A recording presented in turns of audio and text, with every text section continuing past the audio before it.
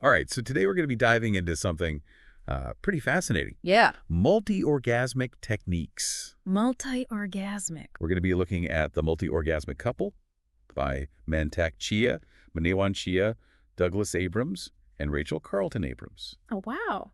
I'm really curious to see what we can uncover about this ancient practice and what it could mean for both men and women. Yeah, this book really challenges typical Western views on sex. Okay. Instead of just focusing on the physical act, it dives into that Taoist perspective, Right. which sees sex as a powerful source of healing vitality and even spiritual growth. That's a really interesting way to look at it. Yeah. So the book claims that anyone can become multi-orgasmic, regardless of age or experience. Right. Is that even possible? That's the bold claim they make. Okay. And they back it up with some pretty compelling arguments. Right. One of the key ideas is tapping into this concept of qing, Okay. which is essentially sexual energy and learning to cultivate and circulate it throughout the body. So it's not just about physical techniques, it's about shifting our whole mindset around sexual energy. Exactly. They argue that this energy is a vital life force that can be harnessed for so much more than just pleasure.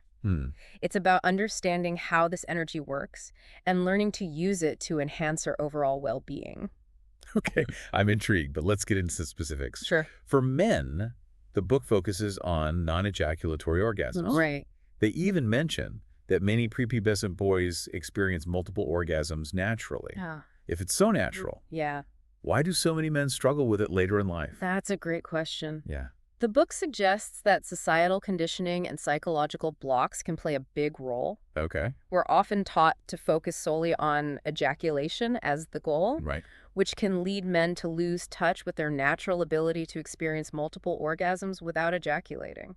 So we're basically unlearning years of conditioning. Yeah, That seems like a challenge. it is a challenge. What are some of the techniques they suggest for men to regain this ability? One key technique is mastering the million-dollar point. Okay. It's not just a random pressure point. Right. It actually disrupts the nerve signals that trigger ejaculation, giving men more control. Wait, so it's about interrupting the signals of the nervous system. Yeah. That's fascinating. Yeah. I bet it takes a lot of practice to get that right. It does, Yeah. and that's where the book's emphasis on solo cultivation or masturbation as a practice comes in. Oh. It's about becoming more aware of your body's responses, Right. learning to control your arousal, and building that stamina. That makes sense. Yeah. But the book also recommends limiting ejaculations as men age. Yeah. Isn't that going against everything we're taught about male sexuality? It might seem counterintuitive, Yeah. but they argue that it's about conserving energy for vitality and potentially preventing erection problems later in life. Okay. It ties into the idea of testosterone naturally declining with age, so it's not just some random Taoist philosophy.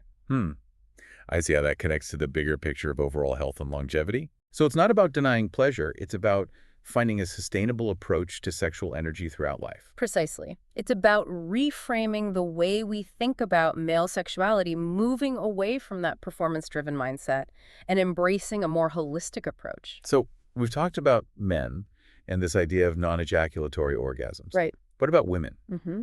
This book focuses on multi-orgasms for women as well, right? Yes, but instead of simply listing techniques, Okay. they take a really deep dive into understanding female pleasure. Okay. They argue that it's often shrouded in mystery and misunderstanding, even for women themselves. That makes sense. It- It feels like we're constantly bombarded with messages about what women should feel, but not a lot of guidance on how to actually get there. Exactly. And they challenge some of those messages head on. Okay. For example, they talk about how important it is to overcome negative body image Right. and embrace your own unique erotic fingerprint. Basically understanding your individual triggers and preferences. So it's about taking ownership of your own pleasure, not trying to fit some external ideal. Absolutely. Yeah. And they emphasize the importance of prioritizing pleasure without shame. Okay. It's about creating a sensual atmosphere and really focusing on what feels good for you. Okay, so let's get practical. Sure. The book outlines 9 steps to female multi-orgasm. Yeah. What are some of the highlights? Well, they talk about using mental preparation and fantasy, stimulating multiple erogenous zones, Okay. and the power of oral sex, which they playfully call Tongue kung fu. Hung Kung Fu, I love that. Yeah. But isn't there a risk of getting too focused on techniques and losing sight of the bigger picture? That's a valid concern. Yeah. And the book actually addresses that directly. Okay. They stress that it's not just about following a checklist. Right. Communication, both verbal and nonverbal, Hmm. is absolutely crucial for couples to find what truly works best. It's about being present with each other, responding to cues, and being willing to experiment. Yes. They encourage women to be their own quarterback in the pleasure game, Right. to advocate for their needs and desires. This all sounds great, but we're mainly focusing on younger couples here. Mm-hmm. What about maintaining a fulfilling sex life as we age? That's where the book really shines, in my opinion. Okay. It tackles the challenges of aging head-on without shying away from the complexities. But isn't it true that our sexual responses naturally decline with age? Well, Can we really expect to maintain that same level of intensity and pleasure? while some changes are inevitable, Okay. the book challenges the notion that our sex lives have to decline. Okay. They argue that with the right understanding and practices, older couples can have even more fulfilling sex lives than they did in their younger years. That sounds pretty optimistic. It is. What are some of the challenges and solutions they highlight? Well, for men, they acknowledge that achieving an erection might take longer or require more direct stimulation. Right. But they offer practical solutions like the soft entry technique. What's that? It's a way for a man to maintain some blood flow to the penis using a simple finger ring while waiting for a full erection. It's about shifting the focus from performance anxiety to sensual touch and connection. That's a really interesting approach. It Yeah. sounds like it's about patience, communication, and really being present with each other. Exactly. And remember, the book emphasizes that a man's sense of sexual power isn't solely tied to his ability to achieve a quick erection. Right. It's about embracing a more holistic view of sexuality that includes emotional connection and the cultivation of sexual energy throughout the body.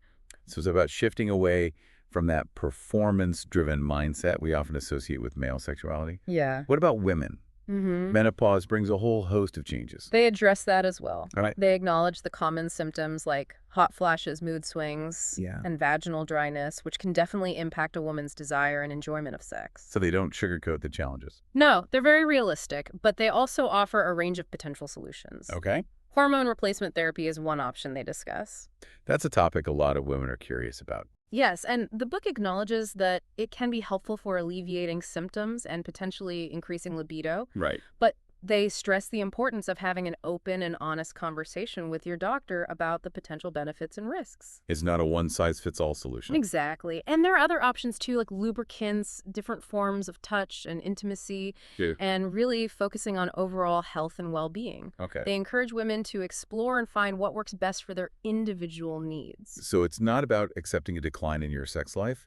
It's about adapting and finding new ways to experience pleasure and intimacy. Absolutely. And beyond the physical changes, the book delves into the emotional and spiritual aspects of aging and sexuality, which I think is really important. That's something we often overlook. It's not just about our bodies changing. It's about our whole perspective on relationships and intimacy evolving as we age. Precisely. Okay. They remind us that our relationships can actually deepen and become even more fulfilling as we age. Okay. We often have more time, emotional maturity, and shared experiences to draw upon. It's like that saying, old love is the best love. Right.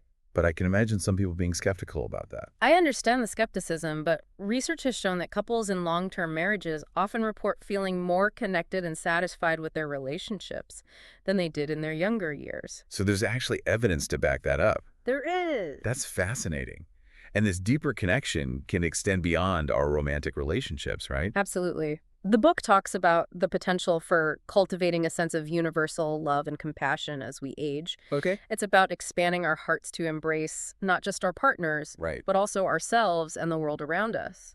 This brings us back to that core Taoist principle we talked about earlier, the idea of Kashing, or sexual energy, as a vital life force that can be channeled for healing, creativity, and spiritual growth. Yes, and they emphasize that by learning to cultivate and circulate this energy, we can enhance our overall well-being, increase our vitality, and tap into a deeper sense of connection and purpose. So it's not just about what happens in the bedroom. It's about how we relate to ourselves and the world around us. Exactly. And that connects back to the concept of the microcosmic orbit. We talked about it in the context of whole body orgasm, but they suggest that circulating energy through this pathway can also be beneficial in our daily lives. So it's about incorporating these principles into our everyday routines. Are there specific techniques they recommend for that? They suggest practices like deep breathing meditation and gentle movement. Okay. It's about becoming more aware of your energy and learning to direct it in ways that promote health, vitality, and inner peace. That makes a lot of sense. Yeah. And it seems to tie into the book's emphasis on self-love and acceptance as well. Absolutely. They encourage us to treat ourselves with kindness and compassion, Right. both physically and emotionally. Okay. This can involve engaging in activities that nourish our bodies and souls, like taking relaxing baths, spending time in nature, or simply appreciating our own unique beauty. It sounds like it's about shifting our focus away from external validation and cultivating a deep sense of inner peace and satisfaction. Yes, and that inner peace and acceptance can then radiate outward, enhancing our relationships with others. The book emphasizes the importance of open communication and vulnerability in relationships, especially as we navigate the challenges that come with aging. So it's about bringing that self-awareness and compassion into our interactions with our partners. Exactly. They offer practical tips for navigating difficult conversations, Okay. like practicing active listening, expressing our needs clearly, and finding ways to compromise and support each other's well-being. It's about working together as a team. That seems especially important when dealing with the inevitable fluctuations in desire that can happen in long-term relationships, especially as we age. You're right. They acknowledge that there will be times when one partner is feeling more sexual than the other. That's a very common experience, but it can be tough to navigate.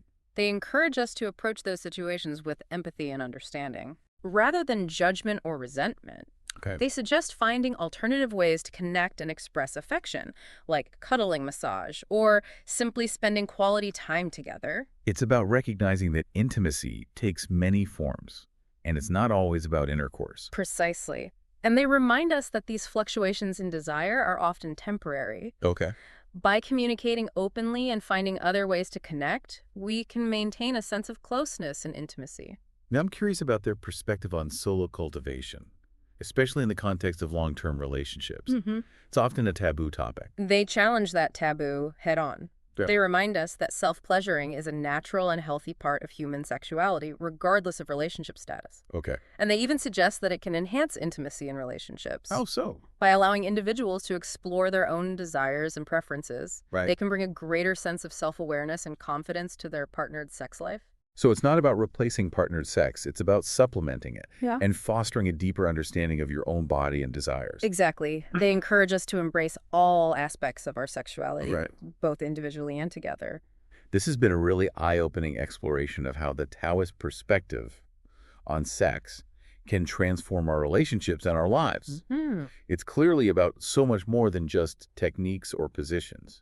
It's about cultivating a new way of being, a way of relating to our partners and the world around us. And they challenge us to reconsider our assumptions about sex and aging, reminding us that our capacity for pleasure, intimacy, and spiritual growth can continue to evolve throughout our lives. It's an invitation to embrace a more holistic and empowering approach to sexuality, Yeah. one that honors the sacredness of our bodies and the transformative power of love. And speaking of transformation, we haven't even touched on the concept of soulmating, Right. which is one of the most intriguing aspects of the book. That's where things get really interesting. It's about taking this whole concept of sexual energy to a whole other level. Right, exactly. It's about tapping into the spiritual dimensions of sexual energy and using it to deepen our connection and experience a profound sense of unity with our partners. This is where we connect back to that idea of Qing as a spiritual energy, right? Exactly. In the next segment, we'll delve into the Taoist concept of soulmating and how it can lead to a profound sense of union and transcendence. All right, so we've covered a lot of ground, from basic techniques to the challenges of aging and the importance of self-love. Right? But now, let's dive into this intriguing concept of soulmating. Yeah. It sounds almost mystical. It definitely has a mystical element to it, Okay. but at its core, it's about recognizing that our sexual energy, that Qing we keep talking about, can be a pathway to a deeper spiritual connection. So it's not just about having great sex, it's about connecting on a soul level. Exactly. Yeah. Imagine going beyond the physical sensations and tapping into a profound energetic exchange with your partner. The book describes soulmating as a practice where couples consciously allow their energies to mingle and flow freely during lovemaking. That sounds Incredibly intense. Yeah. Is it like some kind of out-of-body experience? It can be a very powerful experience. Okay. People describe feeling a sense of blissful oneness emerging with their partner that goes beyond the physical realm. We talked about the microcosmic orbit earlier. Does Yeah. that play a role in soulmating? Absolutely. By consciously circulating energy through the microcosmic orbit during lovemaking, couples can amplify their energetic connection and create a more profound experience of union. Okay. The book provides specific techniques for this, Right. including synchronized breathing visualizations and gentle touch. So it's not just about spontaneity. It's about a conscious effort to create a sacred space for this energetic exchange to occur. That's right. It's about being fully present with each other, open to the flow of energy, and allowing yourselves to experience a deeper level of intimacy. We've talked a lot about the importance of love and compassion in a fulfilling sex life. It seems like soulmating is a natural extension of those qualities. I agree. The book emphasizes that true intimacy arises from a place of deep love and acceptance. Okay. It's about letting go of judgments and allowing yourselves to be fully present in the moment with all of its vulnerability and beauty. It sounds like soulmating is about so much more than just techniques. It's about a shift in consciousness, a willingness to surrender to something bigger than yourselves. Exactly. Yeah. And when we approach lovemaking from that space of openness and compassion, it can be incredibly transformative. It can heal old wounds, deepen our connection, and awaken us to a greater sense of love and unity. This has been such an amazing exploration of multi-orgasmic techniques and the Taoist approach to sexuality. Yeah. It's clear that it's about so much more than just physical pleasure. It's about unlocking vitality, deepening intimacy, and tapping into a greater sense of love and connection. And as the author suggests, it can even be a pathway to spiritual awakening. It's definitely challenged my assumptions about sex and aging. What would you say to our listeners who are feeling inspired to explore these ideas further? I'd say approach it with curiosity, playfulness, and an open mind. Hmm. Remember, there's no right or wrong way to experience pleasure or intimacy. Okay. It's about finding what works best for you and your partner. And most importantly, be kind to yourselves and each other along the way. Absolutely. Embrace the journey and see where it takes you. This deep dive has been incredible. We've uncovered so much about the potential of multi-orgasmic techniques and the transformative power of sexual energy. So to our listeners, go out there and explore. May your journey be filled with pleasure, love, and endless possibilities.